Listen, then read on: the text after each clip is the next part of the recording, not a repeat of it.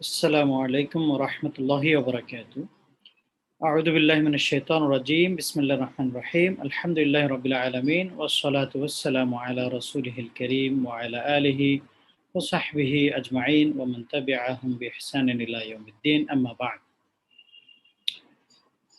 As usual, Nadil Iqtisad al-Islami would like to invite all the participants, attendees, professionals to today's webinar entitled Governance of Islamic Financial Institutions Al-Hawkama lil-Muassasat al-Maliyya al-Islamiyya. And today our guest speaker is Dr. Habibur Rahman from University Sultan Zainul Abidin, Malaysia. As we know, Dr. Habib also conducted previous 2 lectures on Islamic banking principles and practices. And today, inshallah, he will be talking and presenting his talk about governance of Islamic financial institutions. So as we know that the lecture is for 1 hour, and we'll have half an hour for question and answer sections, or all the participants, whoever would like to ask any question or any explanation, you may leave your question or any comment in our question and answer section. You may write your question or comment in our question and answer section, or at the end also you can ask your question. We can take your questions verbally or written questions, no problem. So inshallah, now without further ado, I just leave the session for Dr. Habib to deliver his talk. Please welcome Dr.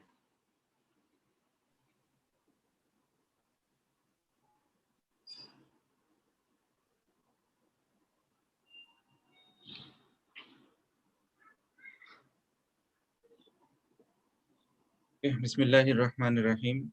Alhamdulillahi Rabbil Alameen. Wal-aqibatu lil-muttaqeen. Wala udwana illa ala zalimin. Salatu wassalamu ala nabiyil amin wa ala alihi wa ashabihi ajma'in. Amma ba'd.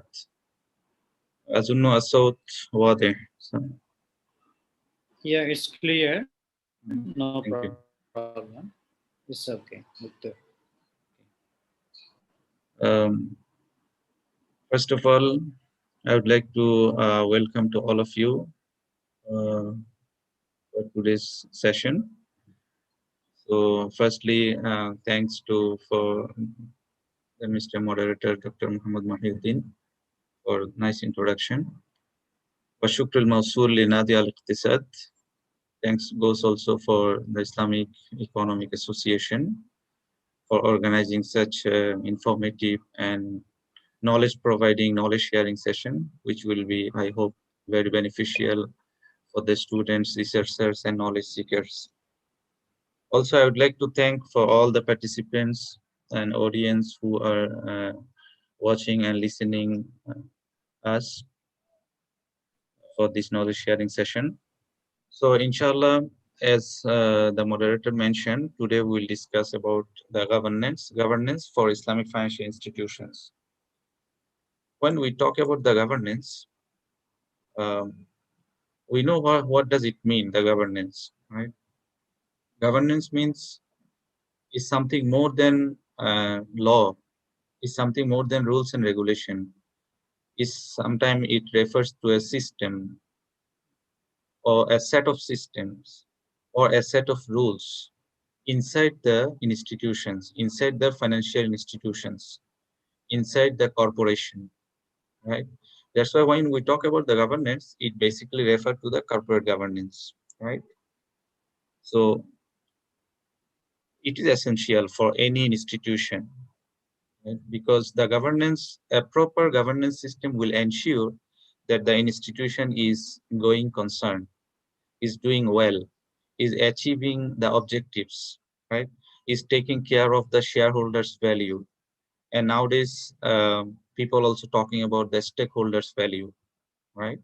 So that's why governance is essential to protect the rights, to protect the rights of shareholders as well as stakeholders. But when we talk about the Islamic financial institutions, including Islamic banks, of course, it is also subject to the governance, right? And it is subject to the same corporate governance prevailing in the country. But at the same time, because it is Islamic, so it must have something additional, some additional elements in the governance, right? Which is called Sharia governance. As like Islamic banking practice, Islamic banks have to follow the country's rules and regulation. Also, at the same time, have to follow the principles, the rulings of Sharia to ensure that everything must be Sharia compliant.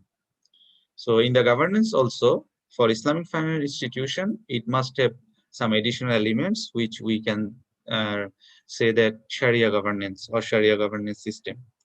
So today, inshallah, we'll discuss about the some definition or introduction to the governance, corporate governance, and then followed by Sharia governance. All right, because we cannot discuss the Sharia governance, make it detached from the corporate governance, because Sharia governance shall be an integral part, juz'un la yatajazza, right, an essential part of corporate governance.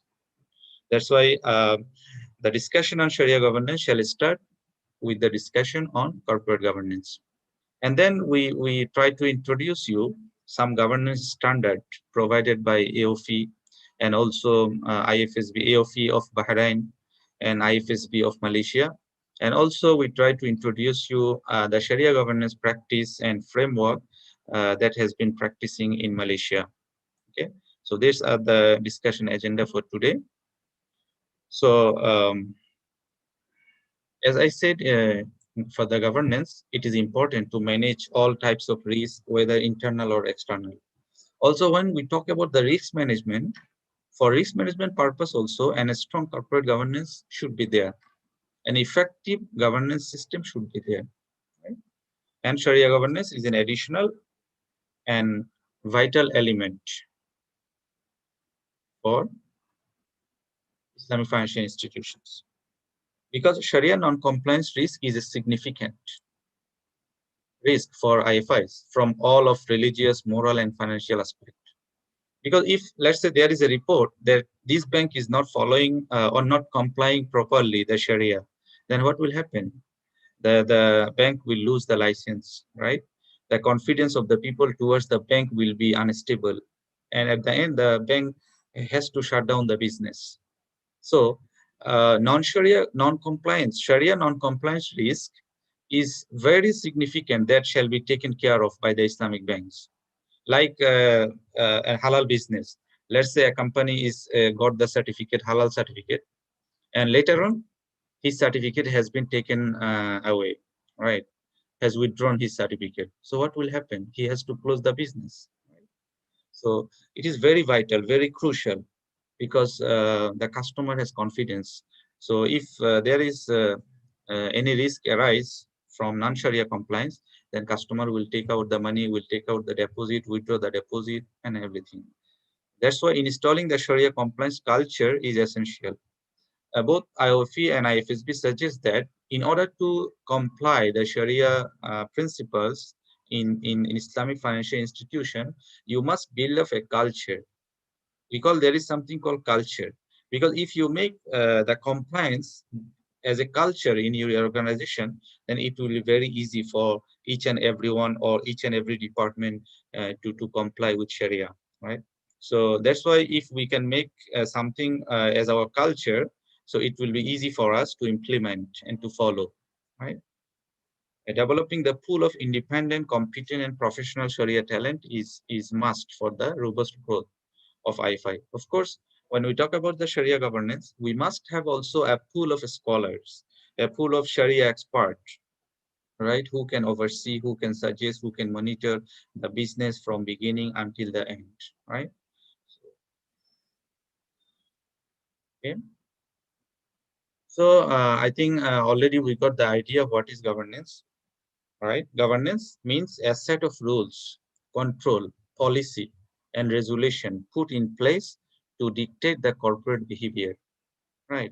To dictate the company's direction, right? And also sometimes to determine the performance. It's not about the financial performance only, it's all kinds of performance, performance from all aspects. So why governance and corporate governance is important? Because proxy advisor and shareholders are important stakeholders who indirectly affect governance, but these are not the example of governance itself. Because in the governance system also, for example, you must have some internal director or dependent director from insider, and also you must have some director from outside, minal kharij, so that there will be check and balance in the system. And of course, at the end, the ultimate responsibility, as we know, on the BOD, Board of Directors. They are important in the governance system, both in the general and Sharia also.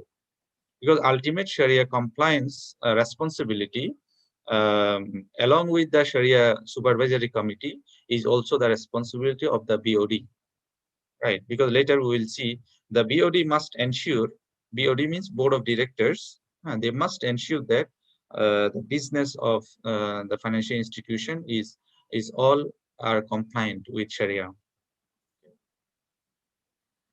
So, so this is all about the governance. It includes the mechanism required to balance the powers of the member with the associated accountability. Also, the objective of the governance is what? Is to separate the power, or to separate the ownership from the management. We know there is a management and there is board. The board is taking responsibility on behalf of the shareholder. And the board must ensure that the shareholders' value, the shareholders' capital or shareholders' profit is taken care of well, right? And the management is doing well. Okay? And all this must be associated with the accountability. Means all the department or all the organ of the corporation, they must be accountable along with being responsible, right? So the BOD also will be accountable to the shareholder when in AGM, for example. For example, in annual general meeting, the shareholder can ask the question, why you did so, why you did so, why profit is this amount, and like this, all the part of accountability. So accountability also one of the important aspect in corporate governance. Later, I will show you the principles of corporate governance, and one of the main principle is accountability. So I think we got the idea on corporate governance all about. So corporate governance is all about to take care the shareholders' value. But nowadays, in the current concept, is not only take care the value of the shareholders, it also taking care of the stakeholders' value. Stakeholders mean whoever has relation, whoever has interest with the company, be as an employee, be as a manager, or be as a supplier, as a customer, or can be the environment, society, is all are included in the stakeholders. So now the governance system, corporate governance, is also focusing to take care the stakeholders' value. Okay.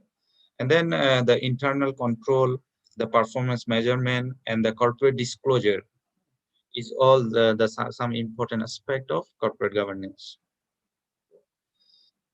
So as I mentioned regarding the BOD, BOD is the primary direct stakeholder influencing the governance. BOD is the leader. They are the leader. They must ensure that the company is heading towards the right direction, right? They are doing well. They are taking care of the shareholders' value properly, right? Okay. So in Islamic corporate governance model also, the BOD is ultimate responsible to ensure the all operation of the banks are in compliance with Sharia principles and rulings. So BOD shall be comprised with inside and independent members. As I mentioned already, some members should come from outside as well. These are called independent directors, right? So the IFSP, Islamic Financial Services Board, they also provide the definition of the corporate governance, right? Uh, This is a relationship between the management, BOD, shareholders, and other stakeholders. And they ensure that the objectives of the company are set and the means of attaining those objectives and monitoring performance are determined. And this is about the corporate governance. However, in the context of Islamic financial institution, the corporate governance must include, of course, a set of mechanism arrangement to ensure the proper governance system, right? Also, a provision of proper incentive for the organ of governance, such as BOD, the Sharia Supervisory Board, and management to purpose objectives that are in the interest of the stakeholders. And finally, compliance with Islamic Sharia principles. So IFSB, Islamic Financial Services Board, they provide the guideline that in the context of Islamic financial institutions, the governance system must have the governance mechanism, of course, and then all the organ of the system, say the BOD, the Sharia Supervisory Board, the management, everybody shall work in the interest of the stakeholders. And finally, everything must be in compliance with Islamic rules and principles. Okay, so we are still in the governance. Just to introduce you or to show you that the definition are the same even from OECD, Organization for Economic Cooperation and Development. They also provide the standard and guideline on corporate governance, right? They also take care of the corporate governance. So corporate governance, they also provide the same definition, the system by which companies are directed and controlled, right, in the interest of the shareholders and other stakeholders to sustain and enhance value.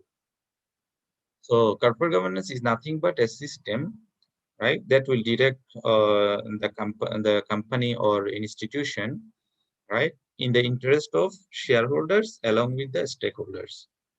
Means the system must ensure that the value and interest of the stakeholders is taken care well, right, in order to sustain the value, in order to ensure the going concern. Same here, the Cadbury, we know the Cadbury chocolate, right? So Cadbury also has a committee. They also provide the standard for the corporate governance. So it is a system by which companies are directed and controlled, right? Why corporate governance? Because when we talk about, as I already mentioned, when we talk about the Sharia governance should be a part of the corporate governance. It's not something separate. Sharia governance system should work together with the corporate governance system. And in that case only, it will be very much effective. Um, so for the stability of the financial institution, even to ensure the stakeholder satisfaction, to get the customers' confidence towards the banking and financial system. So a corporate governance mechanism or system should be there. So it means corporate governance is not only beneficial and effective for the company or organization itself, it also has benefit on the economic system for the economy and ultimately for the society at large. For example, a good corporate governance will increase the company's value and will reduce the cost of the capital because it will take care all the fraud or risk management or other thing that incur the cost or accelerate the cost. Okay, and it will enhance the capital efficiency and protect the shareholders' right and as well as stakeholders' interest. So this is the result or the impact of a good corporate governance on the institution itself. So from the institution, of course, the institution cannot work in a vacuum, and they must work in the economy, right, in the system. So corporate governance also has impact on the economy, like revitalizing market economy. It will take care and making the economy sustainable, right, positive development, right, and it will increase the competitiveness through the fair competition. And finally, of course, it has impact also on the society. The society will be more open and transparent. because everybody knows how company is making profit and making money, and how company is doing the business, right?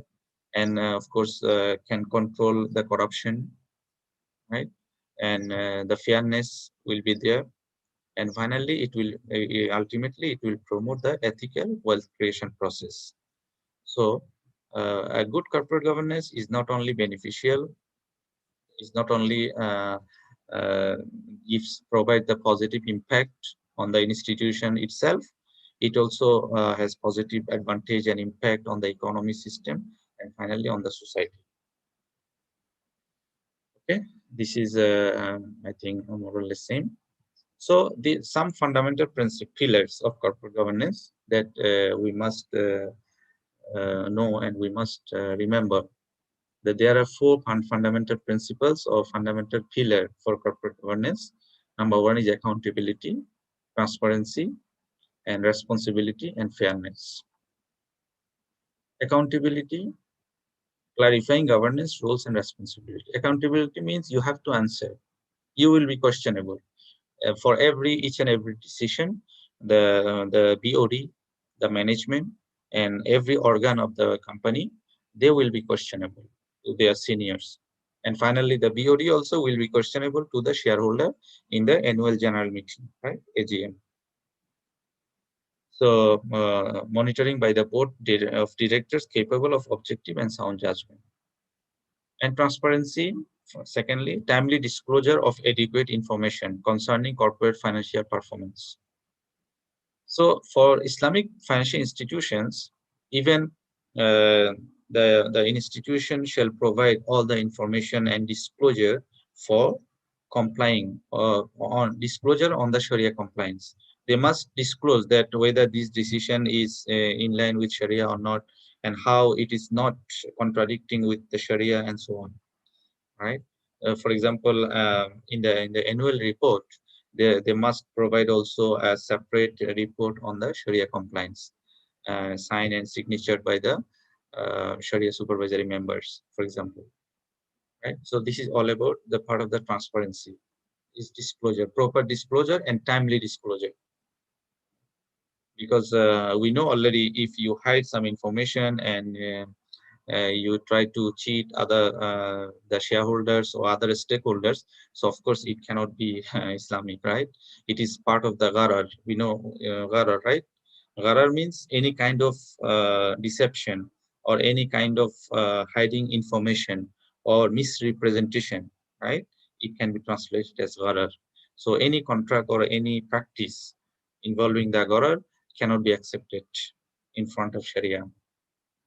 So accountability and transparency, and finally responsibility means each and every department of the corporation, they are responsible to ensure that the corporation is in compliance with the corporate governance principles, as well as in compliance with the Sharia principles, if we talk about the Islamic financial institutions context. So responsibility. So all the standard providers, for example, IFSP and Eof, they provide separately what are the responsibilities of BOD, what are the responsibilities of the management, what are the responsibilities of Sharia Committee and others committee, to ensure the Sharia compliance in each and every practices. And finally, fairness and justice. So the corporate governance safeguards the interest of the stakeholders and protect their rights. Means the corporation should make justice to each and every segment of stakeholders, along with the shareholders, of course. So these are the some pillars, four pillars, fundamental pillars of corporate governance is accountability, transparency, responsibility, and fairness. Um, There are some model for corporate governance. When we discuss about the corporate governance, we know the classically Anglo-Saxon model is talk about the principal and agency model, because the BOD is the agent of the shareholders, right? And then European model, they come up with the stakeholder model. The Anglo-Saxon model focus on to protect the shareholders' value, However, the European model focusing on to protect the stakeholders' value along with the shareholders' value. And then when we talk about the Islamic corporate governance model, of course, the stakeholders model is most very much in line with the Islamic. And in addition, the Islamic corporate governance model also focus on implementing the Sharia principles in each and every operation. And one more thing, in corporate governance model, the BOD is accountable to the shareholder. But in Islamic corporate governance model, the BOD is accountable to Allah subhanahu wa ta'ala also, along with the accountable to the shareholder as well, right? So the BOD, let's say they can convince if they do something, they may convince to the shareholders and stakeholders, but of course, ultimately they will be questionable to Allah subhanahu wa ta'ala. They have to answer there, right? So this is also an important aspect in Islamic corporate governance model, that ultimately the BOD and directors, they are accountable to Allah subhanahu wa ta'ala. So in Islamic corporate governance model, there are some extra or additional element, right? So far we already understood, I believe, that the corporate governance plus Sharia compliance plus additional fiduciary responsibilities. Why these additional fiduciary responsibilities? Fiduciary responsibilities means the responsibilities is based on amana, right? Because the Islamic banks, they take care of the deposit, they take care mudaraba deposit. Last time we discussed about the restricted investment account, right? Restricted deposit mudaraba muqayyada. There's so they must take care of the deposit properly, because these deposits are considered as amana. So that's why they must have some extra responsibility towards their depositors. Okay? So they must take care of this amana. So apart from only or merely complying with Sharia, they must also make in every decision, or they must make every attempt uh, to ensure that, or ensuring that they are taking care of the amana of the depositors. Okay? So Sharia compliance, to ensure the Sharia compliance, there is a Sharia board. The BOD must set up the Sharia board, and also the Sharia board must have Sharia advisory committee, the must Sharia expertise people there to ensure that uh, um, to ensure the Sharia compliance in the bank's operation. So they will establish sound Sharia compliance mechanism. That's why to ensure the Sharia compliance, there must have a system, there must have a mechanism, Sharia compliance mechanism. Who will report to whom? How Sharia matters can be taken care of, right? How, if anything arises, can be handled. This is all part of the mechanism, part of the system. That's why the IFSB, they suggest that to ensure the Sharia compliance, the IFI must establish a Sharia compliance mechanism. So you have mechanism, you have a system, and you have the people there to work on it and to take care of this. So in that case, you can ensure the Sharia compliance in your operations. Okay? And fiduciary responsibilities, additional governance committee, some other ethical committee or other committee should be there to enhance the role of BOD, to enhance the role of the audit committee, or they can be in the Sharia board or Sharia advisor, right? uh, to ensure that everything is taken care of well. Okay? So these are two additional elements in Islamic corporate governance model, Islamic governance model, the Sharia compliance and fiduciary responsibilities. Okay, I hope you understand. Okay, so this is the compare between the typical financial institution and with the addition in Islamic financial institutions. For example, when we talk about the governance, of course, the BOD always there for all kind of institutions. But for Islamic, apart from BOD, they must have also Sharia board or Sharia committee. The naming could be different, but it's Sharia board. Okay? So Sharia board can be inside the BOD, can be part of the BOD, or can be their subordinate. So I think so far, even though some guidelines they recommend, but so far there is no practice that they allow the Sharia board, Sharia people to sit on the BOD. So means the Sharia board is a subordinate to the BOD. So they report, they have to report to the BOD. Okay. So in terms of the control function, internal control, for the typical financial institution, they have internal auditor, external auditor. But for Islamic, they have internal Sharia review unit. One extra elements provided by Eof and Ifsp guideline, internal Sharia review unit, and they have also external Sharia review unit. It's muraja on complying the Sharia from the people inside, also people from outside, Dakhili and Khariji. Okay. And in terms of the compliance, for typical institution, they have compliance unit, right? But for Islamic or financial institution, they have internal Sharia compliance unit. So for everything, they must set up also one extra unit or extra department, or some extra people should be there to take care the compliance with the Sharia.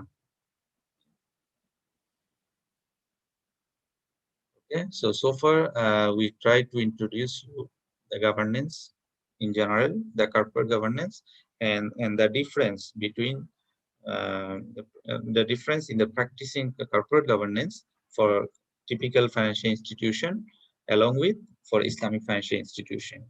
So of course, the Islamic financial institution, they must comply with all the typical rules and regulation. In addition, they have to comply with the Sharia. So how they comply, how they ensure, they must set up a mechanism, Sharia governance mechanism. They must appoint the people, Sharia supervisory board or Sharia expert should be there. They must set up a Sharia compliance unit, Sharia review unit, internal Sharia review unit to ensure that everything is in compliance with Sharia. Yeah. So Sharia governance, when we discuss Sharia governance for Islamic financial institution itself, so it focus on the Sharia compliant financing practice, means everything must be in compliance with Sharia. So as you see here, an Islamic banks or the governance structuring,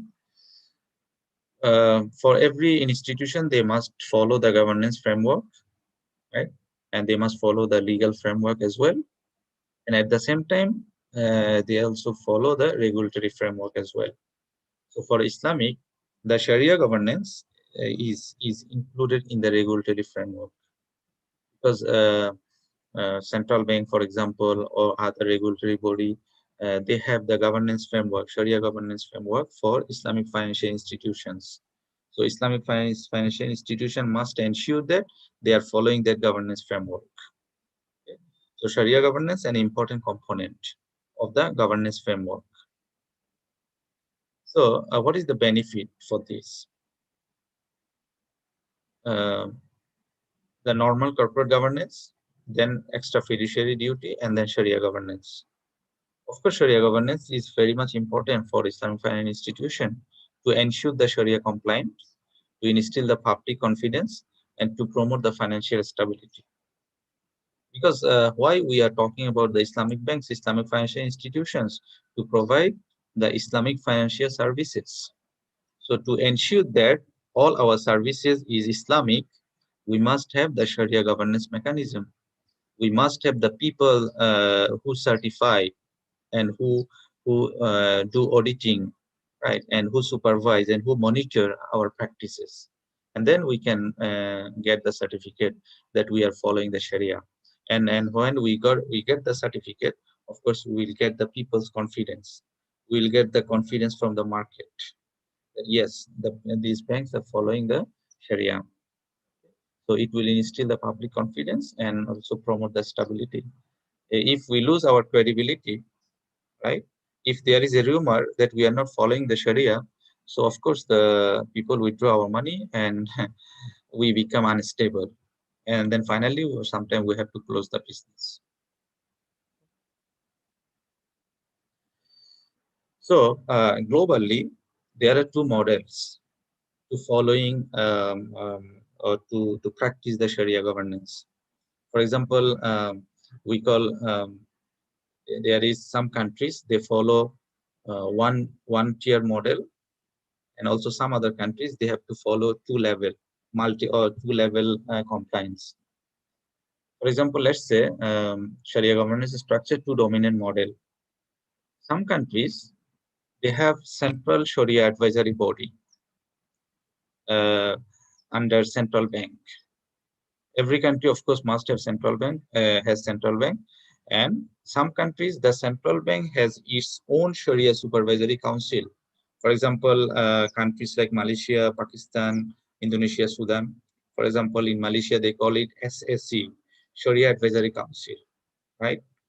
And then for each and every individual Islamic financial institution, they must have also their own Sharia board and their own Sharia committee, right?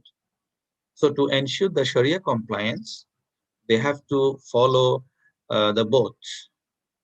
They have to follow the regulations coming from both Central Sharia Advisory Body and also and also the Sharia Committee of the bank.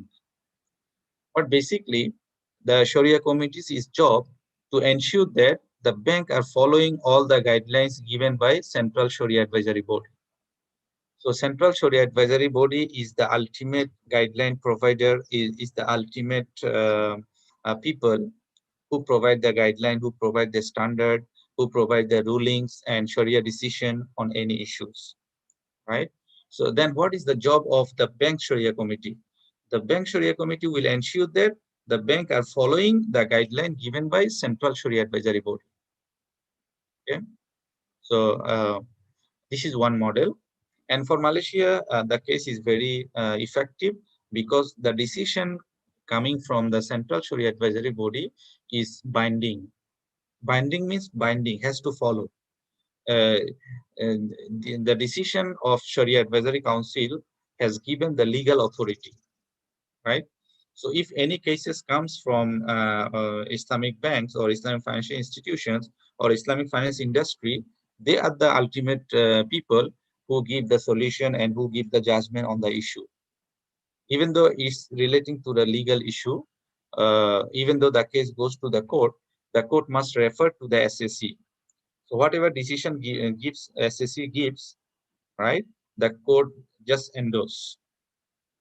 So for cases related to Islamic finance or Islamic banks, they are the ultimate committee, ultimate body to provide the judgment, right? So they have the legal authority. This is only particular and exclusive for Malaysia. Course, of course, they had to go some stages to achieve this power. Okay? I will show you maybe at the end of the presentation. Okay, so these are the model. So two models. Number one is Central Sharia Committee, and I mean two level, and second is Sharia Committee of the bank itself. So in that case, when all the regulations is and decision coming from the Central Sharia Committee, then of course their job becomes simple, right? Their job is to ensure that their bank is following the decision coming from SSC. Okay. So second model is there is no presence of the Central Sharia Advisory Body. So the ultimate responsibility on the Bank Sharia Committee. Like other countries, Bangladesh, Kuwait, even Kuwait and Dubai, also other countries, they follow the second model. Means there is no Central Sharia Advisory Council. There is only the Sharia Committee of the particular banks. So they provide the guideline, they monitor everything, and ultimately they ensure that the bank's operations are in compliance with Sharia. Okay. Of course, we can discuss different implication and outcome. Maybe the first model is can provide the standard practice, right? So all the operations, all the practices of the banks, all the Islamic finance industry itself in the country, it can be standard.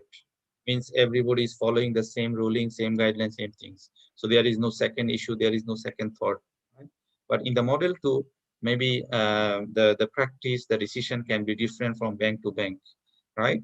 Can be different from the Sharia board of bank A from Sharia board of bank B, right? So these are some we can discuss the implication and outcomes. Okay. So why there is Sharia governance? Of course, so far I think it is clear. There are some observation on Sharia governance. Of course, the globally. Um, some banks, it can be seen that they are strong in the corporate governance structure, but they are weak in the Sharia governance. And also, there is a lack of independence in the Sharia committee or Sharia people because strong influence by the management on SC. Right? Because Sharia AOF also provide the guideline that Sharia supervisory body must be independent. But when you do like a job in the bank, then it's very tough to maintain the independence. And also another issue that the Sharia people, Sharia, they are not sitting on the board, right? So they have to report on the BOD. So they cannot discuss with the BOD in the board meeting, right? So whatever decided by the board meeting, they have to follow. So their role is very limited. Sometimes just advisor, certifying the product and validation documentation. Because when you cannot sit on the board, means you don't have much power to discuss, to argue, right, to push in the into any particular decision, right? So your role is just advisor or just certify some things. And also lack of communication between SC and board, right? And also let's say the Sharia decision will comes from the based on the practice, based on the information, sufficient information. So if BOD and management, they do not provide the enough information to the Sharia committee people, so it's very tough for them to make a proper judgment and decision. So there is a lack of communication between the SC and other organ of the institution, lack of resources to ensure Sharia compliance, and of course, lack of robust Sharia governance infrastructure. That's why IFSB suggests that provide guideline that the firstly, the bank must establish a proper Sharia governance system, Sharia governance mechanism into the institution to ensure and to make everything clear, who report to whom, who should provide information to whom, right, to ensure a smooth Sharia compliance practice inside the institution. So now I will show you briefly the standards of AOF and IFSB. So the AOF, they have some standard on and related to the Sharia governance. For example, Sharia Supervisory Board discuss on appointment, composition, and report. Sharia review, internal Sharia review.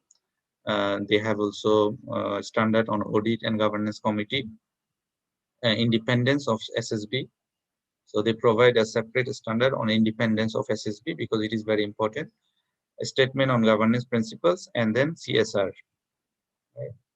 And IFSB of Malaysia, they have some guidelines relating to the governance, but the most focused one, IFSB 10, guiding principle on Sharia governance system for an institution offering Islamic financial services. So if you are very much interested to know more, you can go through and you can read this guideline, IFSB 10. And IFSB 3, 6, or 8 also has relation with the governance, but IFSB 8 is governance for takaful. IFSB 6 is the governance for Islamic collective investment scheme, right? It's more about the investment account. And IFSB 3 is guiding principle on corporate governance for institution offering Islamic financial services, excluding takaful. But IFSB 10 is dedicated for principle on Sharia governance system. Okay. So I will not read details. You can read, you can go through official Sharia governance standard. So just now I mentioned there are 7 standard. So AOF give definition what is SSB, what is Sharia Supervisory Board, an independent body. So the keyword is independent. So now we can argue that how far and how much they are really independent inside the institution. So independent body of specialized jurists in fiqh muamalat. This is also another issue to see the expertise of the people working as a Sharia committee member in globally in the institution, Islamic financial institution, right? So they are specialized jurists in fiqh muamalat. However, SSB may include a member other than those specialized in fiqh. Means SSB can have a technical member, of course, but should be an expert in the field of Islamic financial institutions. Means even though he is not expert in fiqh muamalat, but he must be familiar with the Islamic financial institution, Islamic banks product. He must be expert in Islamic banking, for example, if not an expert in fiqh muamalat.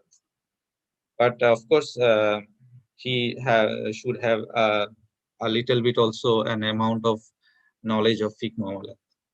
So this is a definition on SSP, independent body of specialized jurist in fiqh muamalat. Okay. Um, SSB appointed by shareholder at annual meeting. So Eof is very clear who shall appoint the SSB. Uh, the shareholder, not the BOD. The shareholder they will appoint in the general meeting in the AGM. At least 3 members.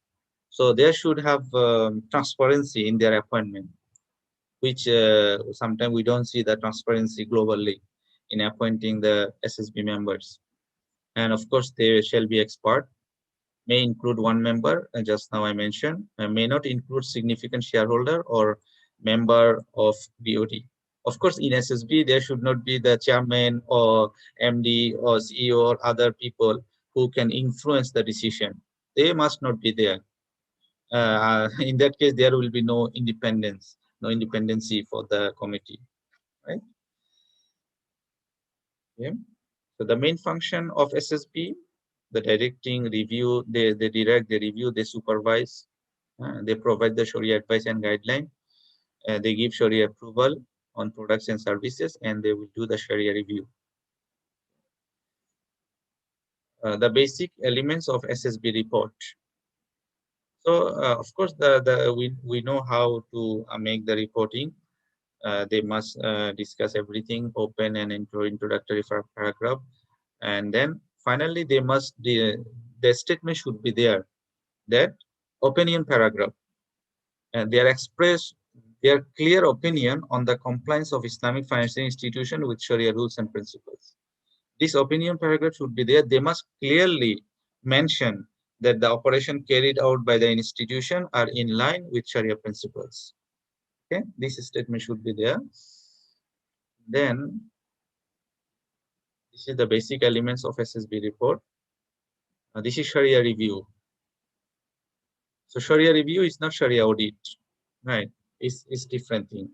So this is an examination of the extent of an IFI's compliance in all its activities.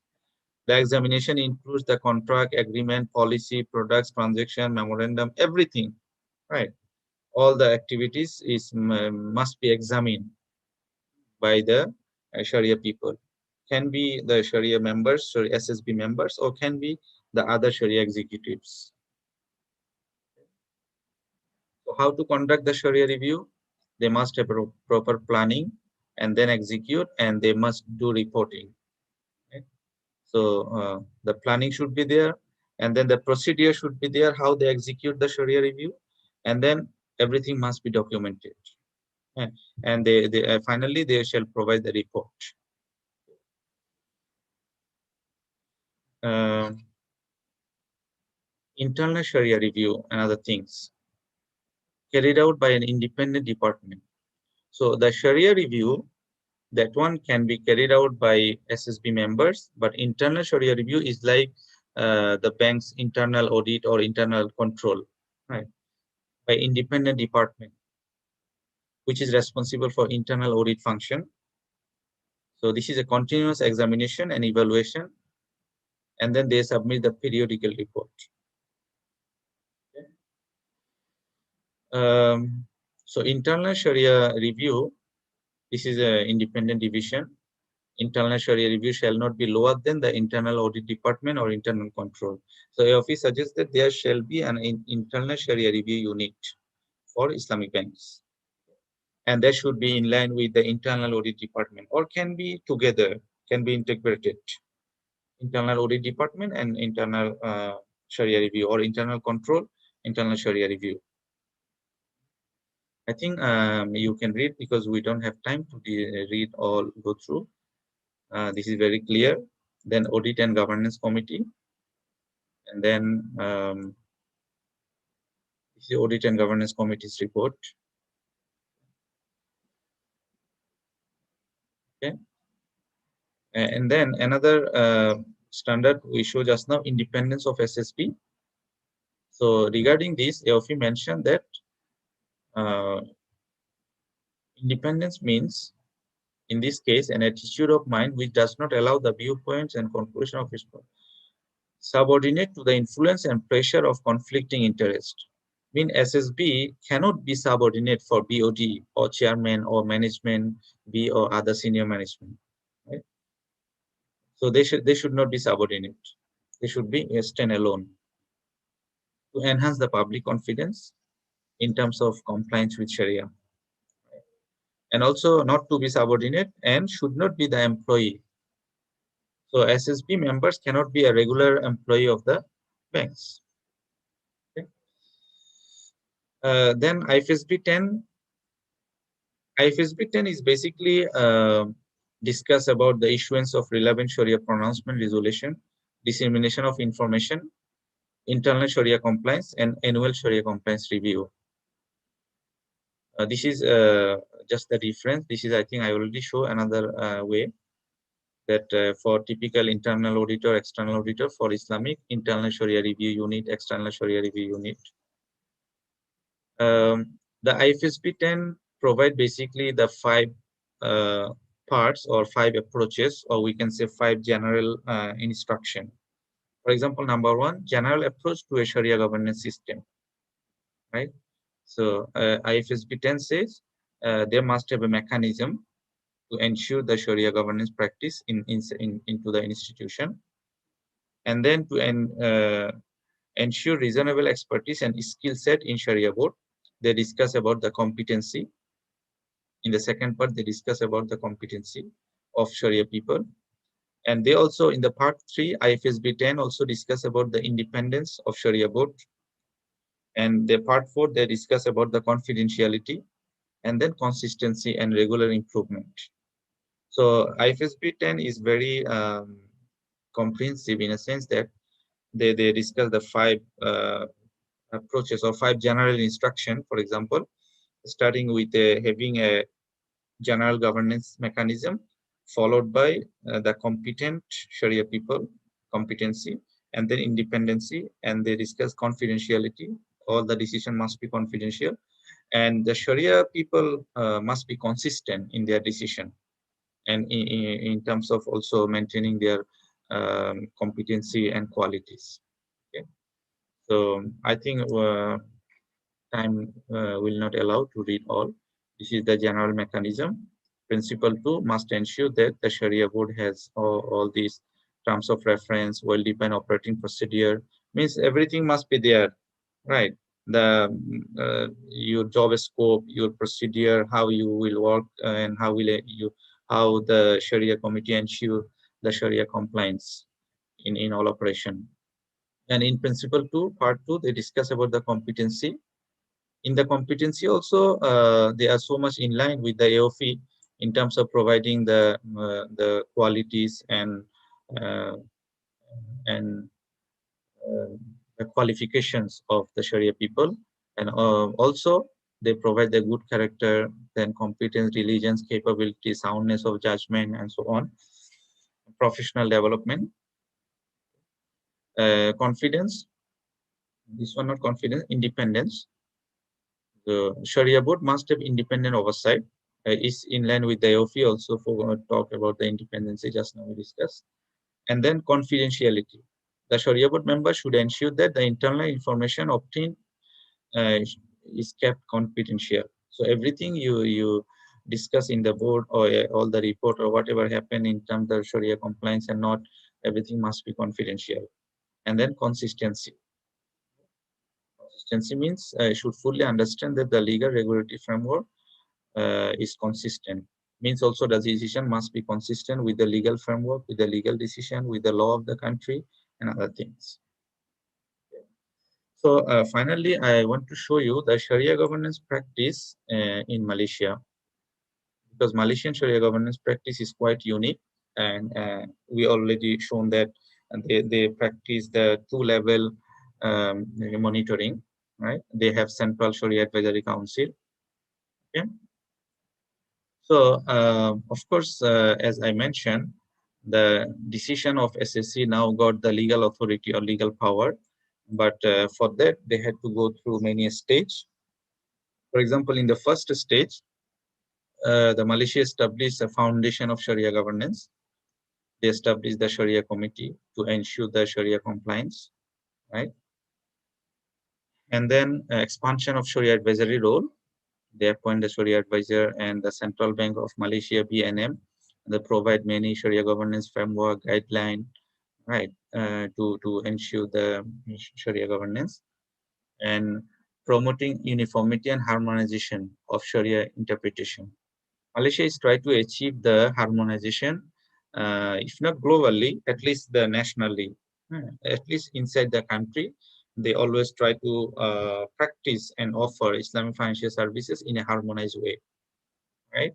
So that's why they established a dedicated SSC, Sharia Advisory Council, at central bank level, right? So this is a platform for Islamic banks to seek Sharia advice through SSC. So any banks can ask the Sharia decision or Sharia rulings from SSC. And number four, recognition SSC as an authoritative body and establish governance for SC. So in this level, the decision of SSC was not the binding for the for Islamic banks, right? But finally, there is a case, the case between KFH and JRI resources. There is a case happens, so following the case, then the decision comes that SSC's rulings are binding, right? So now whatever decision comes from SSC, so their decision will become binding. Malaysian Sharia governance framework are in line with the standard provided by the IFSP. For example, the oversight, accountability, independence, competency, confidentiality, and consistency. So their Sharia governance practice are designed based on these guiding principles provided by IFSP. Just now I discussed, right? So in their guideline, they discuss very much details that what are the responsibility of each and every organ. For example, the BOD is overall accountability, and then Sharia committee people, they have accountability on the decision and opinions. Management also has responsibility to ensure the Sharia compliance, right? So to ensure the Sharia compliance is not only the responsibility of SSP, is also part of the responsibility and accountability of BOD and management team, right? Because management should have proper cooperation and should provide the enough information to the SSP, right? And BOD must ensure that the SSB has access, right? And SSB has the opportunity to get the information from each and every department. And then competency, independence, and confidentiality and consistency. Okay. Um, Finally, these are the responsibility of each and every organ of the institution. For example, the board, what is their duty? The Sharia committee people, what is their duty? Duty for what? Duty to ensure the Sharia compliance in all operations of Islamic financial institutions. So management, what is their duty, right? They must provide information, provide complete information. They must develop a holistic culture. And then just now I mentioned, it's not only the duty of SSB. SSB cannot do alone, cannot ensure alone the Sharia compliance. So Sharia review, Sharia audit, Sharia risk management, Sharia research, and Sharia secretariat. Okay, these are my final slide today to introduce you the Sharia governance framework of um, the practice in Malaysia. For example, you must have a mechanism, you must have a mandate to ensure that the overall objectives of Islamic financial institution or bank to ensure the Sharia compliance in all the products, in all the operation, right? So let's say this is the bank, right? This is the BOD, board of directors, we know, right? So in the BOD, you have the board risk committee and you have board audit committee. There are also other committees, but let's say these two. And there is Sharia committee. You can see that the Sharia committee is the below the board level. Means Sharia committee people, they do not sit on the board, right? So Sharia committee, they have to report to the BOD. So this is still the people are fighting for this.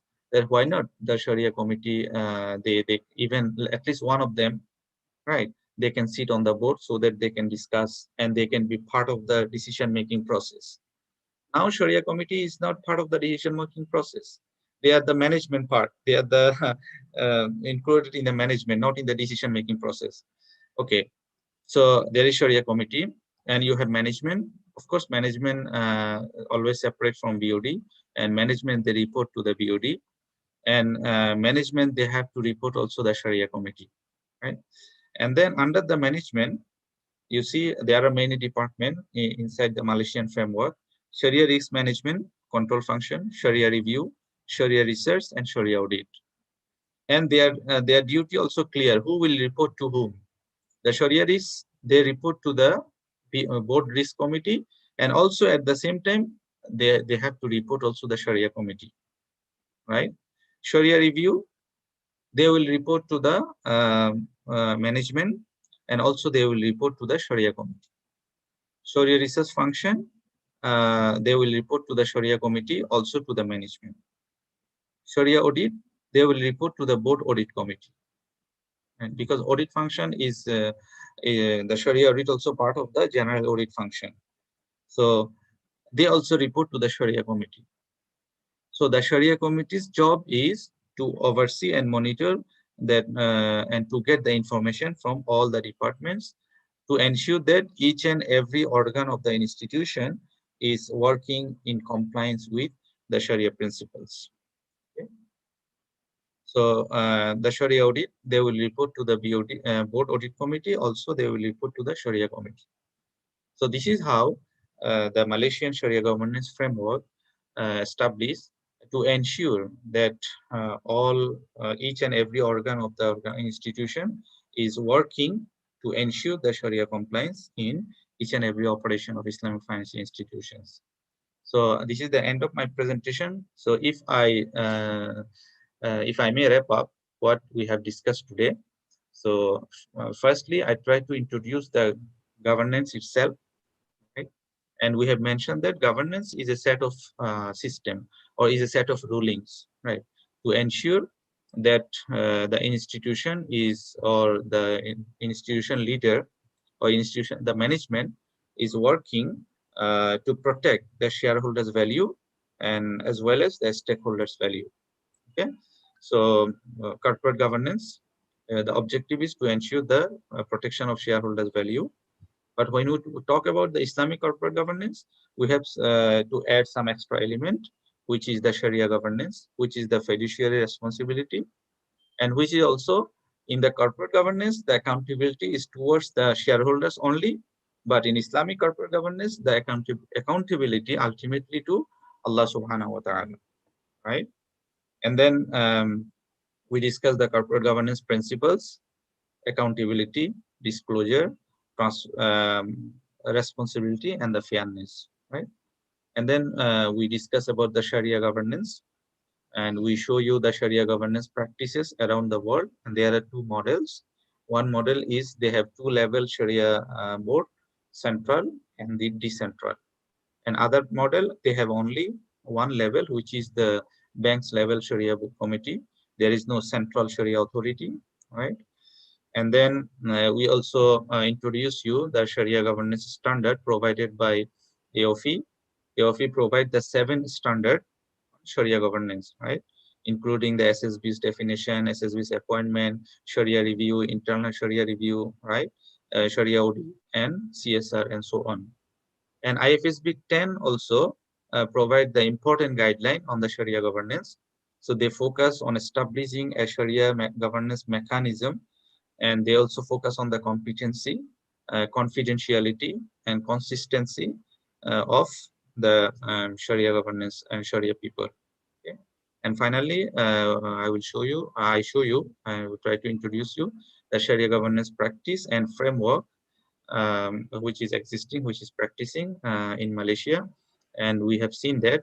I think this is very much comprehensive framework that try to ensure that the involvement of all the departments of the institution into the part of the Sharia governance practice, to ensure that each and every operation of Islamic financial institution is offering in line with Sharia principles.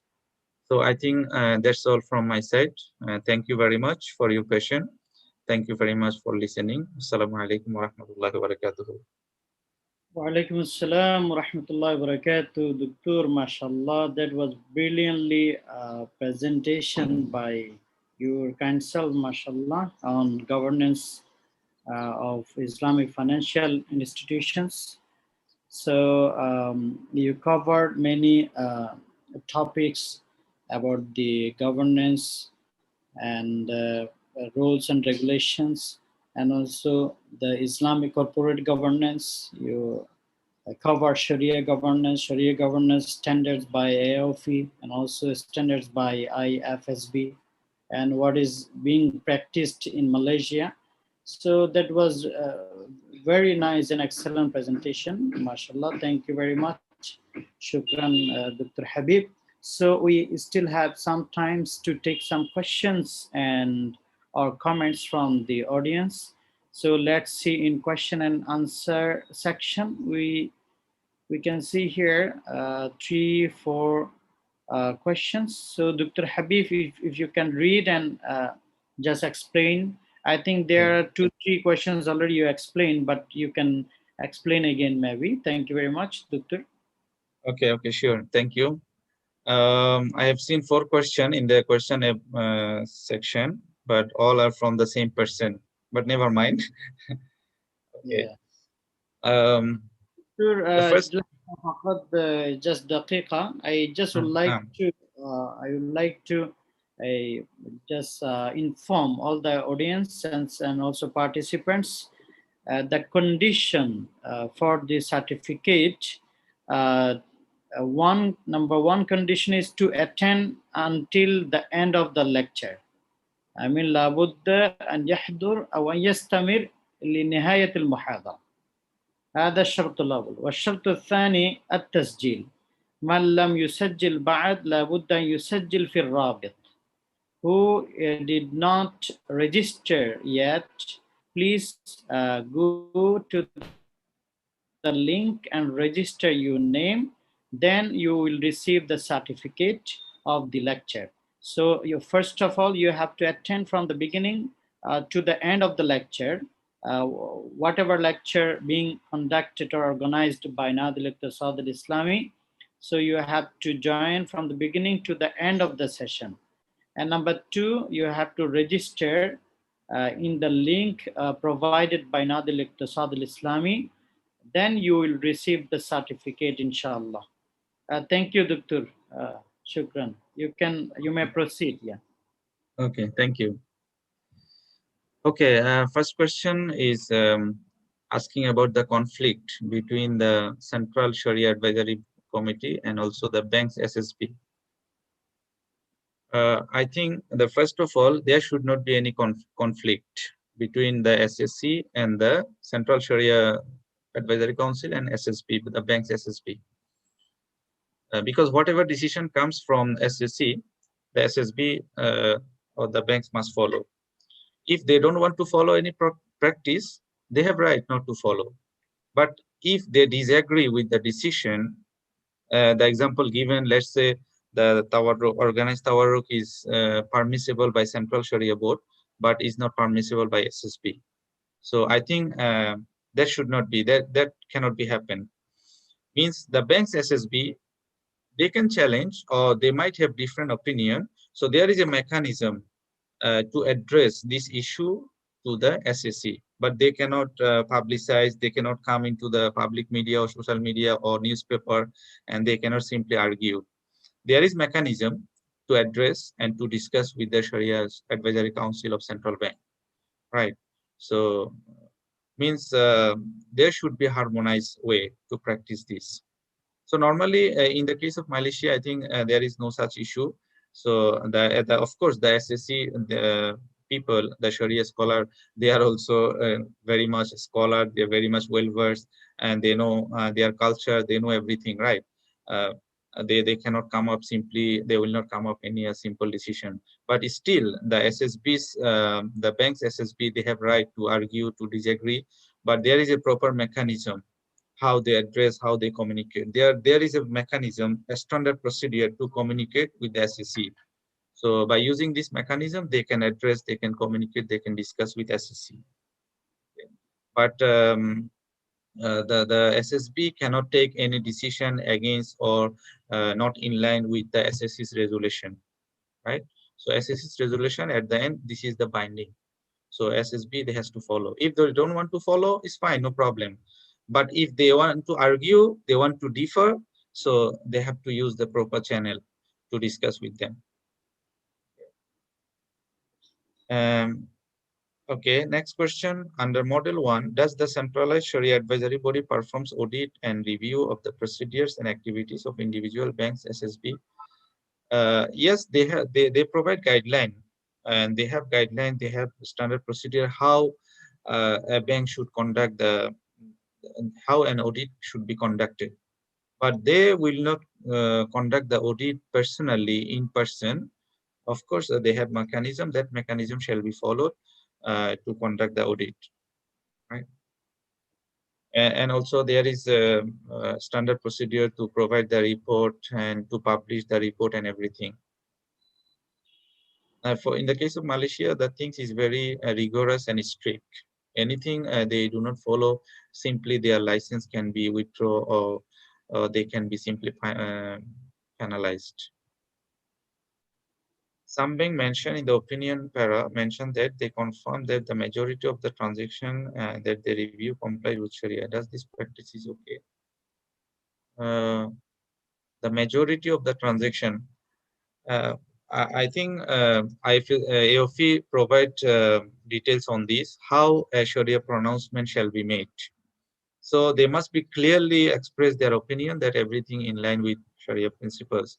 But if there is any issue on the product or anything, or let's say not this, if there is any second opinion or disagreement from any Sharia scholar, that shall be mentioned separately in the opinion, right? But of course, in the report, there shall not be nothing that majority part or some part is in compliance, some part is not compliant. I think that will not be practiced. That will decrease the confidence of the people. This practice, I think, is not proper to say that the majority of the transaction is in compliance with Sharia. And what about the minority part is not in compliance? So I think that shall not be okay. Is the SC reporting to BOD or shareholders?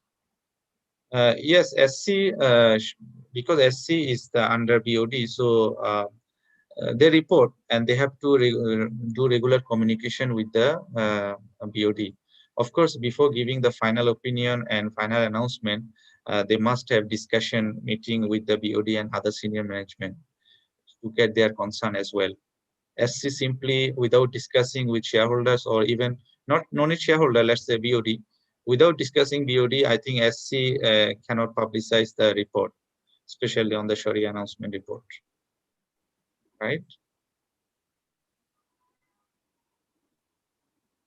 Yes, Sharia review and internal Sharia review are same, but if you read the AOFI standard, I think there is difference. There are differences. So Sharia review is basically and shall be done by the SSB, the Sharia Supervisory Board, the general. But internal Sharia review is very much similar like internal audit or internal control process. Yes, they must. There are some overlapping into the practice, of course, but the direction and the idea is different. Some part overall, so sometimes overall operation of overall practices can be carried out by Sharia review, which cannot be carried out by the internal Sharia review, right? So their job scope somehow limited compared to the Sharia review function. I think to get the difference, we have to read several times the Eof standards. How important for IFI to have Sharia knowledge personnel in the management level? Of course, it's very much important. There is no doubt. There is no doubt. Even all the people working inside the Islamic banks, right? All of them should have a minimum knowledge on Islamic muamalat or fiqh muamalat or Islamic commercial law, right? Everyone must, even the investment officer, the tailor who talk to the customer directly, they are the ambassador. Sometimes those who talk, who address, and who chat with the customer in the tailor in the front line, sometimes they confuse the customer. Something they do not know, and they say, okay, everything is looks like similar, no difference. You can take anyone. So these are the things preventing the awareness and on Islamic banks, right, in the market, in the ground level. So I think everyone who is working in the bank as an employee in any level, they must have minimum knowledge of Islamic finance, right? And of course, those who are working in the, for example, just now we show as a Sharia review or Sharia internal review or Sharia executive, Sharia researcher, Sharia audit, they must have knowledge on that. They must have knowledge on Sharia.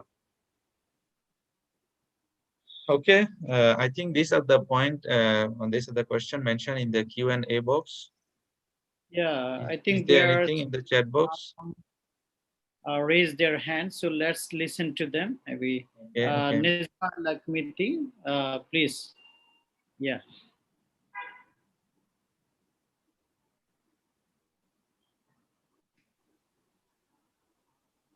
السلام عليكم ورحمة الله. السلام ورحمة الله وبركاته. Yeah, can you hear me? تفضلي. First, I would to thank you so much for your presentation. And I would like to ask a question, please. How, in your opinion, can we balance between the two types of governance? I mean, corporate governance and Sharia governance. Because the first, Sharia governance, preserve religion and money, and corporate governance preserve, and the objective is how just preserve the right of shareholders, I mean money. And also there is the central bank in some countries like Morocco in our country. So how to manage the balance between the two types of governance in order to ensure the performance of the Islamic banks? And thank you so much. Okay, thank you very much for this question. So a very good question, how to balance between the corporate governance and Sharia governance.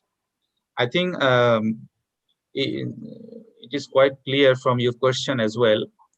The objective of corporate governance is to protect the shareholders' money, right? So the shareholders' value, and also to protect the organization itself, that the organization is doing well, is achieving the objectives.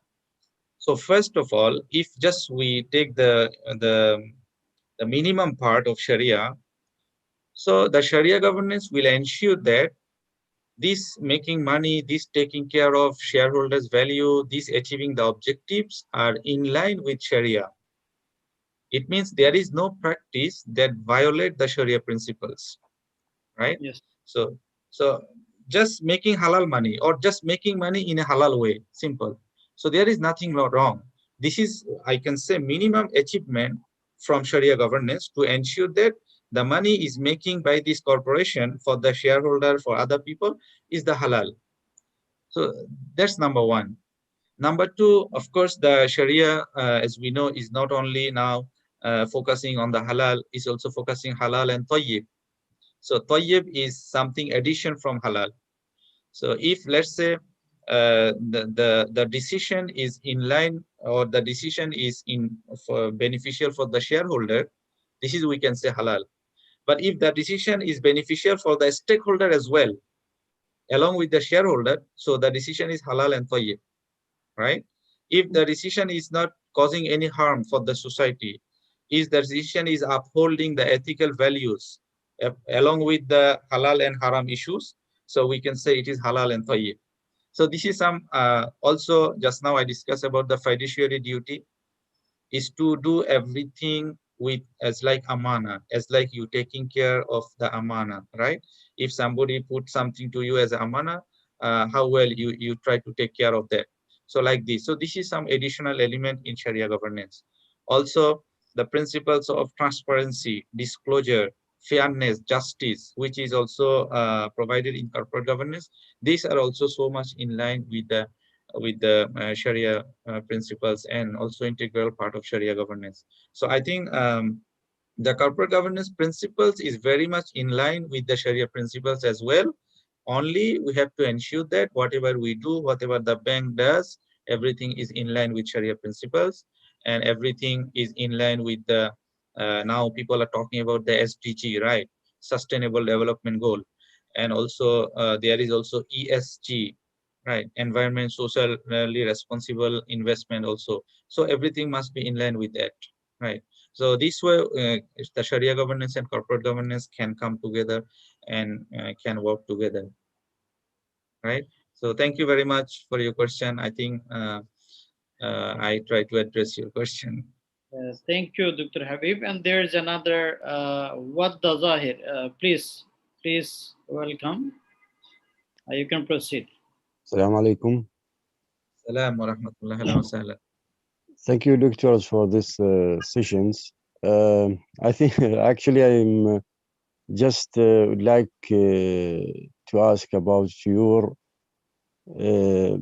government Sharia. You throughout the, I mean, you mentioned throughout the lecture that the main purpose of the Sharia is to looking for the something of like economic and social benefits as well, isn't it? So Yes, there yes. some This is the stakeholders' concern. concern. Stakeholders. Okay. So could you please, I mean, link how they can work for the pricing of the project? So as we know now that Islamic banking facing, I mean, much of disagree with the customer that your instrument is very high pricing or something like that. Yeah. So how I mean the governance or the Sharia board can manage this? Okay. Okay. Thank you very much for the You're question. welcome, doctor. But I don't think the banks, Islamic banks product are more expensive than the conventional banks product. They try to make it competitive, right? Yes, if you really try to practice Sharia, the product shall be expensive, because as we know, for to make it more Islamic, we have to get the ownership of the product. We have to register the product in our name. We have to take the ownership. We have to take the liability risk. So I must have an warehouse. I must have a storeroom to buy the commodity and to put it, and then maybe later on I can sell it. So if we follow all these procedures, automatically the price will be expensive compared to the conventional, because they don't need to follow all these procedures, right? But still, Islamic banks are trying to manage all these issues and to trying to make the prices competitive in the market. So this is the first thing. This is maybe your observation, but the general observation is, of course, the price is not expensive. Second thing, this is the job of regulators. All right, the job of the government and regulators, how they make it so much customer friendly and in line with their stakeholders. For example, if I can give the example of Malaysia, if you know, Malaysia they introduced one framework which is called VBI, value-based intermediation. Right? If you Google, there is the materials are available. Value-based intermediation. So value-based intermediation, they try to institutionalize the Maqasid Sharia, means how the Maqasid Sharia can be implemented through the offerings of Islamic banks, through the products and other services of Islamic banks. And they have also the VBI scoring and VBI implementation process and many guidelines. So among these, the practices under this VBI, they are trying to offering the affordable housing. For example, let's say you know your people, right? You know their purchasability, you know their position. So you must try to offer the product so that they can buy, right? Affordable for them. So Malaysia housing, of course, housing is a problem in every part of the world. So Malaysia try to offer the affordable housing for their customers, for example. And also they try to promote the SDG. They not only promote, they try to integrate, they try to put the SDGs practice into the banking products, right? For example, they try to design the product so that it will consume the less energy, it will save the energy, it will protect the environment, it will keep the society green, right? And also they will try to integrate, put into the products the Islamic social financial elements, for example, waqaf, for example, other sadaqat, and all this. So these are some examples that just I briefly mentioned you, that to ensure that these are the different practices. So this is apart from the pricing. So it's not all about the pricing, it's not all about the profit making machine. Of course, there will be also the profit part, but along with the profit, they also trying to uphold and to take care of the stakeholders' interest as well. Okay, so I think if you go through the VBI framework and VBI implementation guideline and VBI practices in Malaysia, I think you can understand more and you can get more information on this. Thank you. Yeah, Doctor, thank you very much. I think we just have one last question from Brother Umar. Please, you may ask to the point directly question, please.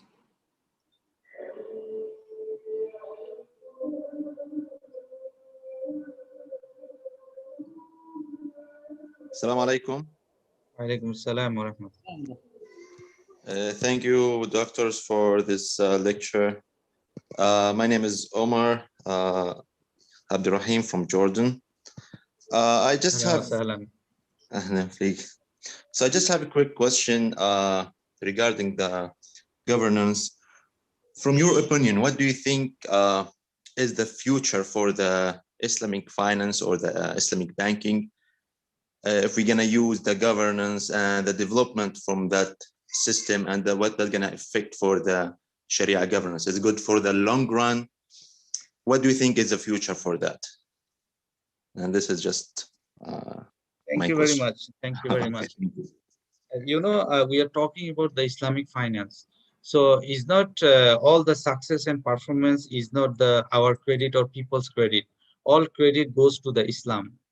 The inherent values of Islamic Sharia, right, strengthen and promote the performance of finance, right? We have the profit sharing principles, risk sharing. We have the taking care of the stakeholders and so on. But the question is how far we are actually practicing. So if there are challenges as well, but if we can overcome these challenges, if we can control our greed, and if we can practice more the very much fundamental principles of Sharia. For example, you see now the risk sharing practice in Islamic banks is very marginal. Globally is not more than 5%, right? And the rest is all the credit-based or debt-based product. So this is a bad practice. I mean, this is not encouraging the practice, right? So this is based on us. The more we can be close to the Sharia, the more we can practice the inherent principles of Sharia. So the more this industry will be more sustainable, more strong, and more the rooted, right? That's why you see all the financial crisis happens the Islamic finance industry remain quite stable. Right? Why? Because of all the values. So it's not ultimately our credit, is the credit of Sharia. So this is my last comment, that the more we can the more we can be close to the Sharia, the more we can implement the fundamental principles of Sharia in the banking practice, the more this industry will be stable, will be profitable, and will perform well. Okay, thank you. Thank you very much, Dr. Habib. On behalf of Nadil Iqtisad al-Islami, we would like to thank you very much for your wonderful contribution to this lecture and this Nadil Iqtisad al-Islami.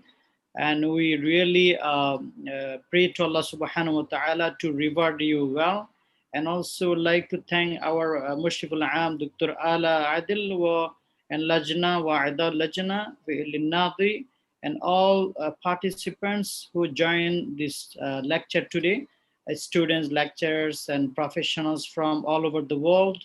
So thank you very much, and inshallah see you again in other lecture in near future. Stay tuned with Nadil Iqtisad al-Islami, and may Allah bless us all. Stay safe. Thank you very much. We just conclude our today's session here. Assalamu alaikum wa rahmatullahi wa barakatuh. وعليكم السلام ورحمة الله وبركاته. Thank you very much. شكرا لكم جميعا. جزاكم الله خيرا. السلام عليكم ورحمة الله وبركاته. وعليكم السلام ورحمة الله وبركاته.